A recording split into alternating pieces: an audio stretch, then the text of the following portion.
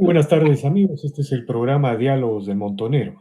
Bueno, nosotros seguimos los incidentes, las grandes tendencias de esa segunda vuelta electoral en la que el Perú enfrenta una disyuntiva muy pocas veces vista en la historia republicana. La disyuntiva entre continuar un camino de libertades políticas y económicas con muchos defectos, con muchos problemas, que se vienen materializando a través de 2 décadas, o enfrentar una amenaza totalitaria, una amenaza, una larga noche oscura de totalitarismo, de colectivismo, como nunca antes en la historia.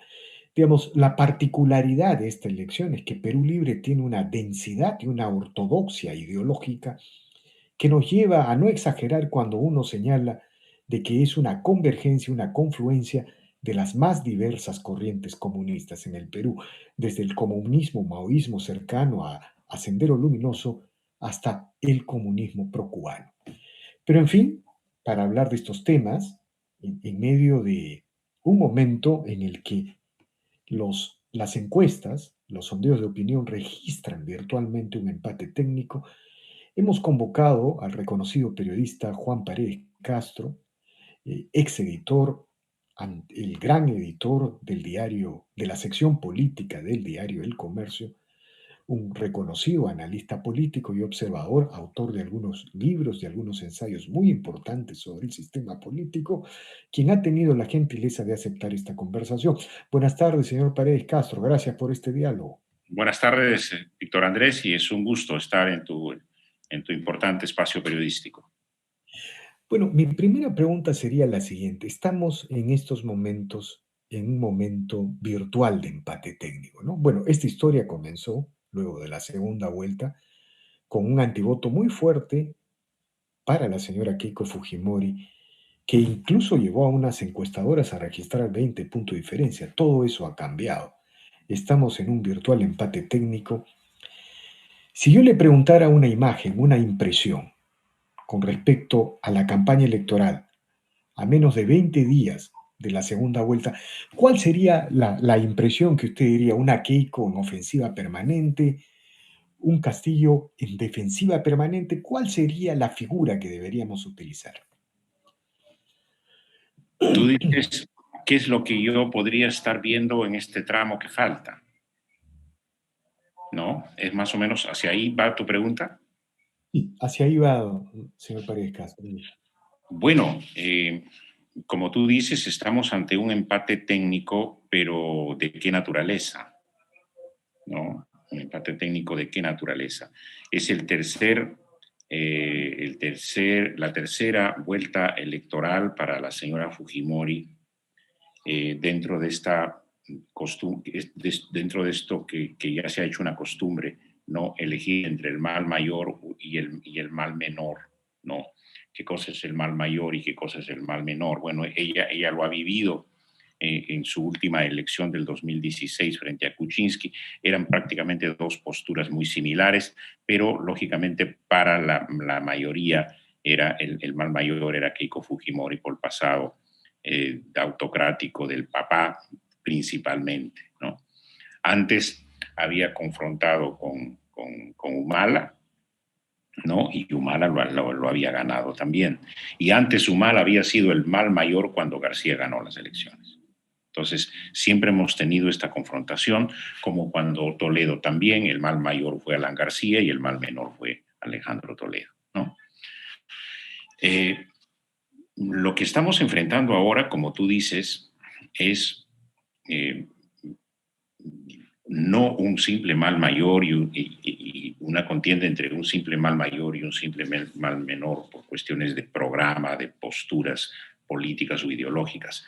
Aquí hay una amenaza y una amenaza que se ha hecho evidente por primera vez, por lo menos para mí, como reportero que he sido de muchos años por el mundo, como corresponsal internacional y como editor de política por más de 20 años en el diario, ¿no? En un total de 38 años en el diario El Comercio, lo que yo nunca he visto que en una elección un candidato que está compitiendo en democracia y en libertad tenga en su prédica, en una prédica que están tratando de disimular, ahora hablo del señor Pedro Castillo, de una prédica electoral de esto de hace poco, y que están tratando de disimular, vuelvo a repetirlo, y tratando de atenuarla y de esconderla, pero sí convencer,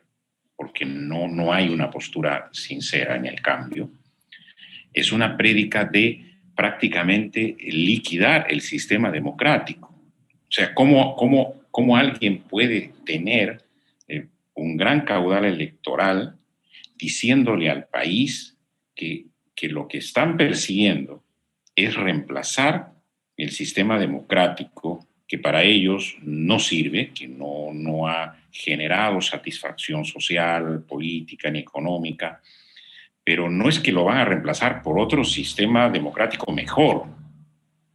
Quieren liquidar el sistema democrático para instaurar el que creen que es el ideal para ellos, Así es. ¿no? Y quizá, señor Pérez Castro, lo distintivo de todo esto es que muy pocas veces en América Latina ha habido un proyecto electoral con tanta ortodoxia y densidad ideológica. Digo, este es Mire, el único caso en el mundo, pero que siendo esa ortodoxia cierta, como tú lo dices, esa ortodoxia en la que, digamos, patrones o posturas comunistas maoístas y posturas comunistas castristas, más las del siglo XXI, socialismo del siglo XXI, todo esto mezclado, ¿no? Porque entiende que en la primera vuelta el señor pero, Castillo está muy separado de las otras posturas, de la postura de de acuerdo, Verónica pero a Mendoza, lo que de yo la voy, postura del a lo Frente que yo Amplio. A lo que yo Dime. voy es, mire, desde el socialismo del siglo XXI y el llamado eje bolivariano, hemos visto lo que ha pasado en Chile, ¿no? Chile ha ganado, en Chile la izquierda se ha hecho más del 60% de la constituyente y obviamente avanzan hacia un eje bolivariano con un discurso progresista edulcorado que nunca en las últimas décadas atacó frontalmente el régimen económico y el sistema republicano. Digamos, iban por las laterales, medio ambiente, derechos humanos, temas de género, pero ahora en la constituyente sí se viene el gran zarpazo al régimen económico, al sistema de propiedad, al sistema de Y eso, libertad. y eso que Chile ha tenido durante 20 años, dos gobiernos de la señora Bachelet y dos gobiernos del señor Lagos, gobiernos de posiciones de izquierda, ¿no? Pero que han respetado la economía de mercado y que han Así es. respetado su constitución y que han hecho cambios en la constitución chilena, ¿no? Claro, aquí lo relevante, señor Pérez Castro, es que estos señores que usted está describiendo en Perú Libre lo hacen sin anestesia, es como si Por eso, fueran por los eso bolcheviques. señalaba yo, por eso señalaba yo que no se han edulcorado para llegar al poder y ahí hacer lo que quisieran. Es como el Chávez lo hizo y como otros dictadores lo han hecho. Es decir, prometieron democracia, prometieron, como lo hizo Castro también, una revolución por sacar a un dictador como fue Batista, para luego asomarnos y sorprendernos con un régimen comunista que dura ya más de 70 años, ¿no? O como fue el régimen de Nicaragua. Yo, como reportero, llegué a Managua a cubrir la caída de Anastasio Somoza, ¿no? Un dictador del peor tipo de América Latina de esos tiempos, ¿no? ¿No? El sandinismo, el partido de Daniel Ortega, ganan, no solo gana la revolución, sino instauran un régimen, ¿no? Con promesas de libertad y de democracia que nunca más vio Nicaragua. Tuvo una pequeña primavera democrática por ahí cuando el sandinismo fracasó, pero luego el sandinismo vuelve al poder ya por la vía electoral, como muchos regímenes que se instalan por la vía electoral, con promesas democráticas, para luego prácticamente secuestrar el voto ciudadano y hacer el régimen que a capricho suyo lo implantan. Lo más sorprendente aquí es de que el señor Castillo, que en primera vuelta logra 19%, y que luego en la segunda vuelta, ya con el antivoto contra Keiko Fujimori, viene a sumar el caudal que tiene ahora con 41 y pico frente al 40 de Keiko, bueno, la diferencia de 1 o 2 puntos o de décimas, hasta este momento ya no sabemos, pero están prácticamente en un empate técnico. Pero ese caudal de Castillo, si tú lo separas, ¿no? Tiene tiene una gran parte del antivoto de Keiko Fujimori, no necesariamente comulgando con las ruedas de molino de ellos, ¿no? Así, Pero es la mayoría con la que él puede ganar, ¿no? claro. Pero su promesa, aquí iba mi sorpresa, es el primer caso en el mundo, decía yo, en que un candidato promete liquidar un sistema democrático vigente con las propias reglas de ese sistema democrático que nosotros, Estado, no hemos fortalecido. No, de acuerdo, de acuerdo. Porque si ellos están predicando eso, Víctor Andrés, es porque lo ven muy sencillo y lo han dicho. Señores, Pero no hay ningún problema. también Vamos a llegar nosotros, vamos a plantear una cuestión de confianza y si no nos aceptan la cuestión de confianza, vamos a armar un barullo día y noche, probablemente lo hagan, hasta que bajo presión, como lo hizo Chile, con mucha violencia, hasta que el Congreso tendrá que ceder, que se haga un referéndum o tendrá que ceder que se incluya en la Constitución la Asamblea Constituyente que no figura en la Constitución. ahora, digamos, pero digamos, esa posición que usted describe, esa intransigencia ideológica que usted señala, también se está convirtiendo en el peor error de la estrategia de Castillo, porque perder 20 puntos en apenas 3, 4 semanas es lo único que revela es que esa candidatura está en serios y graves problemas. Eso en primer lugar, porque, digamos, esa poca flexibilidad táctica para virar al centro, porque el virar al centro a ellos los desorganiza más que los organiza. Claro, Ese es ya el problema, tú ¿no? diste un paso adelante y yo venía un poco detrás de ti, porque yo venía recién hablando de la amenaza que habíamos visto o de la amenaza que estamos viendo, porque no podemos descartarla, ¿ya? Pero sí, ahora, con el paso adelante que haces tú con tu reflexión y tu pregunta, ¿no? Yo sí reconozco que lo que de alguna manera ha llevado a pensar a mucha gente que ha ido cambiando su voto en los últimos tiempos. Y ¿Ya? que va a seguir cambiando, señor Pérez Castro. Así es, porque ese lo veo. Probablemente va. No, ¿por qué? Porque se instala el temor. Ya no porque nuestra democracia sea débil, porque al final de cuentas en este momento no podemos fortalecerla. La democracia nuestra es frágil y débil, ¿no? Y los errores del crecimiento económico, ¿no? Los tenemos que reconocer también que ha habido y que eso es parte del descontento. Pero aquí de lo que se trata es cómo el antivoto a Keiko, que es el principal potencial de Castillo. Castillo no tiene un potencial propio dominante, ¿no? Efectivamente. En lo que lo está haciendo llegar a Castillo, a prácticamente a las puertas del poder, es el antivoto de Keiko Fujimori. Y ese antivoto de Keiko Fujimori eh, tiene, que, tiene que entender, ¿no? No sé hasta qué punto decirlo, tiene que entender no en la frase de que hay que votar por ella, por el país, sino que tiene que entender de que posturas o alternativas como las de Castillo, que no solamente en lo ideológico y en lo político son un desastre, sino que en la propia persona de Castillo. Es de Castillo, hay tal mediocridad en su formación, en su experiencia, hay tal mediocridad y tal confusión, porque él es prisionero de Vladimir Cerrón, prisionero ideológico y político de Martín Cerrón. Imaginemos por un momento que pudiera llegar al poder. Imagínate a Castillo manejando 18 ministerios. Si en los últimos días no ha podido ni siquiera mantener en su equipo al señor Burneo, un economista de alguna manera muy bien formado, pero que podía haber sido una estrella o la primera estrella que él podía haber exhibido, porque el señor Burneo lo primero que ha exigido es el deslinde con el señor Cerrón, que Castillo no lo puede hacer, No lo puede decir. porque el señor Cerrón es el dueño del partido. Es el político que controla los 34 congresistas, pero Entonces, de cara a la elección, Víctor Andrés, de cara a la elección, yo creo que muchos de los que,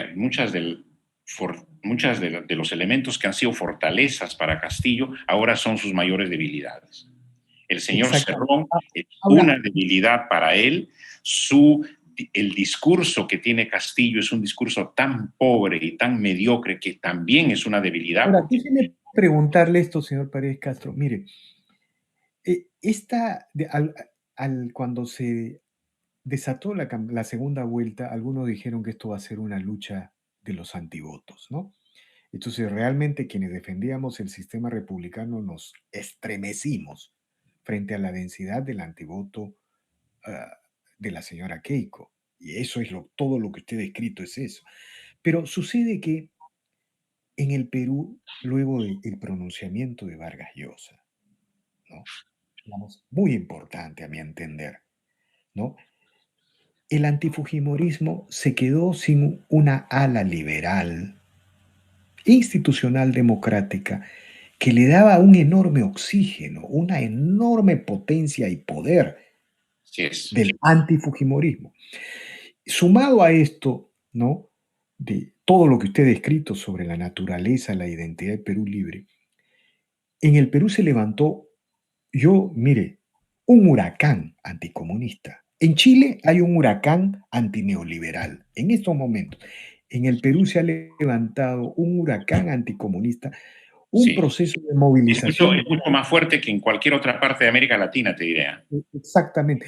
Y un Sí. proceso de organización y movilización, señor Paredes Castro, que no se vio en Venezuela antes de la llegada de Pero Chávez. ¿sabes qué cosa? El recuerdo de Velasco, creo yo, que alimenta mucho de ese anticomunismo que Perú lo ha pasado durante más de 10 años, ¿no? Bueno, y Sendero también, ¿no? El Y sí, colectivismo terrorista de por Sendero supuesto, Luminoso, por supuesto. ¿no? Entonces, yo creo que ese antivoto, esa ola anticomunista es mucho más fuerte y es la gran guerra, no sé, en guerra se llamaría una guerra de movimientos que se inició con la segunda vuelta y que encajonó a la candidatura de Castillo en un lugar de que le es absolutamente difícil salir. No puede virar al centro porque se desorganiza y se destruye. Entonces estamos en ese momento. ¿Usted Yo creo siente que algo de... ahora, frente a esa estructura de temor que se va debilitando, pienso yo, hay dos fortalezas que tendría que Keiko Fujimori desarrollar en esta etapa que queda al 6 de junio. Una es insistir en lo que ya viene haciendo, el de afinar cada vez más lo que son las propuestas viables, porque por primera vez veo yo en el programa de ella propuestas viables, es decir, que se pueden y se tienen que hacer y hay voluntad de hacerlas, ¿no? Como la de separar un porcentaje del canon para ser entregado a las propias poblaciones beneficiarias de ese canon, ¿no? Lo otro es su postura de reivindicación de muchas de las cosas que han sido errores, no solamente del fujimorismo del pasado, sino del fujimorismo temprano, como los errores que corresponden a la gestión del Congreso del 2016 al 2021, elegido al 2021, ¿no? En esos dos campos yo creo que Keiko Fujimori tiene que desarrollar una campaña creíble, y de persuasión muy intensa, y sin abandonar la crítica al otro lado. Yo creo que eso tiene que ir hasta el final, porque el temor al comunismo no lo podemos manejar de manera light y de manera relajada. Realmente tenemos modelos muy cercanos, ¿no? Que no nos pintan bien No, sí, el como Perú una tiene... señal de lo que podría pasar en el Perú. El Perú, pues, es un laboratorio de cosas extrañas, ¿no? Aquí surgió el primer chavismo. El velasquismo es en realidad el primer modelo chavista de América Latina y con su hiperinflación y sus colas y su desabastecimiento. Aquí también surgió el movimiento terrorista, uno de los más letales del mundo. Y ahora estos cuadros de Perú Libre nos hacen recordar a los bolcheviques rusos, ¿no? A los programas de los bolcheviques rusos. Entonces, pero yo quiero plantearle otro tema, señor Paredes Castro. Usted al inicio de la conversación señaló este, de que había un escenario en el caso de que Keiko ganara, un escenario en el caso de que Pedro Castillo ganara, y en ambos escenarios, usted hablaba de una ofensiva social de estos grupos radicales, de estas corrientes comunistas. Explíquenos esa reflexión, porque, digamos, no es que las cosas, en primer lugar, no es que se... Si uno parte de esa reflexión, uno llega a la conclusión que una cosa es ganar por 3 puntos, otra cosa es ganar por 6, por 8, y el otro elemento que le agrega es que después de la segunda vuelta, de todas maneras, va a haber una tercera vuelta por la gobernabilidad y la continuidad de las libertades. Bueno, vamos a ver cómo vemos esa tercera vuelta por la gobernabilidad. Con una Keiko ganando las elecciones, ¿ya? Con una Keiko ganando las elecciones, eh, vamos a tener una reacción de quienes prácticamente no van a querer aceptar su derrota, ¿no? Castillo no va a querer, no va a pensar de que el antivoto que tenía, bueno, se fue disolviendo y al final de cuentas ganó Keiko Fujimori. Él piensa ahora que tiene todo el poder del pueblo. Es decir, Castillo no está separando su acción del antivoto y de la propia, ¿no? Ni de muchas izquierdas que tampoco en el fondo ¿no? Pero que van a votar por él, ¿no? Ese voto de contraposición, él no parece analizarlo. Él habla de un pueblo a la primera de bastos de una victoria de Keiko Fujimori, eso se va a levantar, ¿no? Y por él, si se levanta en arma, pero Keiko Fujimori, en eventual gobierno suyo, en las primeras horas que tenga que asumirlo, tendrá que entender, va a tener esa reacción. Dependerá mucho cómo se maneja el conocimiento de los resultados. Se maneja de manera serena, civilizada, con reconocimiento de uno y otro lado de quién perdió y quién ganó. Ojalá que sea así, de manera democrática y civilizada, pero entiendo yo, sabiendo la naturaleza que encarnan Castillo, Cerrón y su partido, no creo que sea una reacción de fácil reconocimiento de una derrota, ¿ya? Y, lógicamente, ellos tienen una bancada de primera mayoría, digamos, de 37, que sumarán 41 con algunos otros congresistas, que de alguna manera van a hacer una resistencia dentro del Congreso. Ujú. Y no es una bancada cualquiera, es una bancada que tiene entre sus integrantes a personas muy directamente vinculadas a Sendero Luminoso. Esto Efectivamente. también es el primer pie, ¿no? Y el primer pie con zapato y todo que Sendero Luminoso pone en el Congreso de la República. De acuerdo. Ahora, señor Pérez Castro, una pregunta final, No, un político. y lo otro es que si ganara Castillo, ¿no? Si ganara Castillo, lo que vamos a tener es una confrontación con el Congreso, porque la mayoría del Congreso, que no es la mayoría de Castillo, va a tener que resistir todas las presiones de Castillo por la constituyente, por la reforma constitucional y por muchísimas cosas más. Y como el Congreso tiene también un papel fiscalizador, va a tener que fiscalizar muchas acciones de Castillo en el Estado y en el manejo del gobierno. El De acuerdo, Congreso no es que va a ocuparse solamente de aquello que principal y fundamentalmente le toca, de que es acuerdo. legislar, pero va a tener que fiscalizar. ¿Y cómo va a poder controlar a una persona totalmente desmandada que va a querer hacer autocráticamente lo que quiere en los 18 ministerios que va a manejar. De acuerdo, señor Párez. Ahora, quiero plantearle un tema final. Digamos, una de las preguntas que se formula mucha gente es cómo hemos llegado a esta situación, ¿no? Una manera de abordar una explicación es esta guerra política interminable que se inició luego de la caída del Fujimorato en el año 2000, ¿no? Una guerra que se envolvió, valga la redundancia, con las envolturas del Fujimorismo y antifujimorismo, pero que en realidad el día de hoy nos está revelando que en realidad quienes tenían la visión de mediano y largo plazo eran los sectores comunistas y colectivistas, ¿no?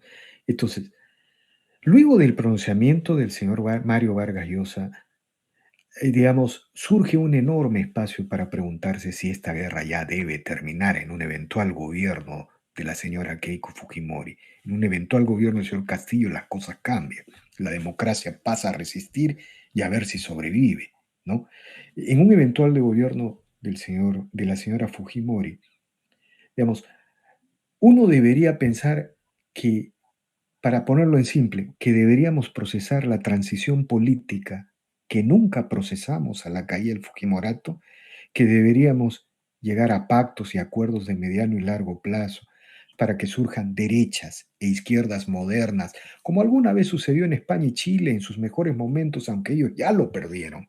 Lo perdieron por no continuar en la guerra ideológica, en el debate ideológico.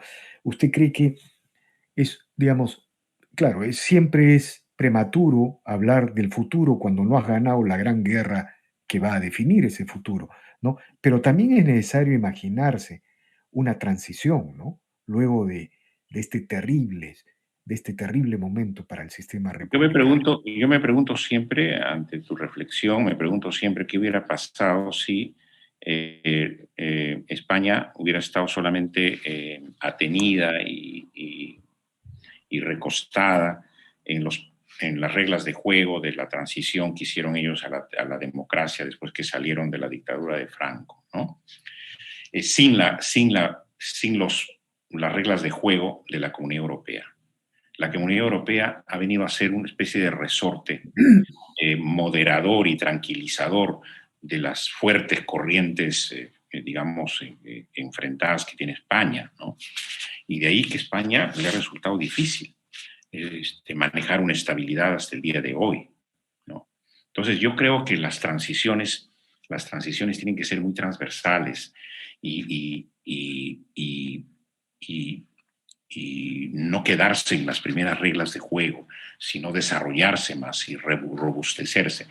Lamentablemente nosotros tuvimos una transición muy corta y precaria durante el Valentín Paniagua. Hubiera sido fabulosa que esa transición siguiera de 3 o 4 años, pero que te digo, el apetito de poder de ese momento, sobre todo de Alejandro Toledo, que ya se sentía presidente de la República por llegar al poder, bueno, pues había que convocar a elecciones muy rápidamente. Esa transición quedó muy corta y apenas se hizo un control de daño del fujimorismo, ¿no? Y un control de daño efectivo, porque al final de cuentas, si tú te preguntas, ¿quedó impune el régimen de Fujimori? No quedó impune el régimen de Fujimori. Todos los responsables de los delitos del fujimorismo están en la cárcel, comenzando por el propio Fujimori, ¿no? Todos están en la cárcel, ¿no?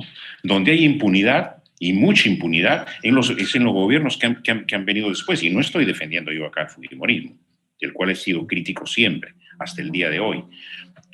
¿Quiénes están todavía con impunidad? ¿Qué gobiernos están con impunidad? El gobierno de Toledo. Prácticamente Toledo y muchos de los responsables que lo acompañaron en ese régimen que ahora conocemos como corrupto, ¿no? Y el régimen de Humala, el régimen de Kuczynski, ahí hay impunidad. Entonces, mira, respondiendo ya más apropiadamente a tu pregunta, yo te diría que no sé si las condiciones se den para un diálogo, una concertación y establecer parámetros mínimos, ¿no? Necesitamos reordenar.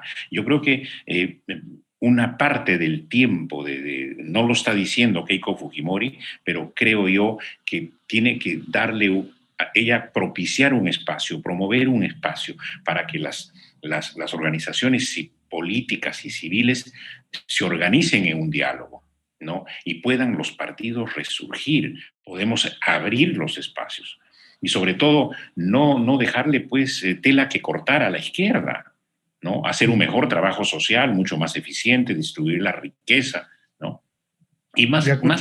más que no dejarle tela de cortar a la izquierda, mira, yo tengo respeto también por una izquierda civilizada y democrática, yo me quitaría siempre el sombrero, ¿no? Por una izquierda que cree en las libertades, que cree en la democracia y que cree en la economía de mercado y en la competitividad, mira, yo le abriría siempre las puertas, pero a la izquierda aventurera, ¿no? De acuerdo. Y que tiene propósitos ya de violencia o de captura del poder, no comulgo con esa izquierda. De acuerdo, señor Paredes Castro, infinitamente agradecido por este interesante y Gracias. relevante diálogo y seguramente volveremos a conversar más adelante. Muy Al- gracias y por tu espacio tan generoso.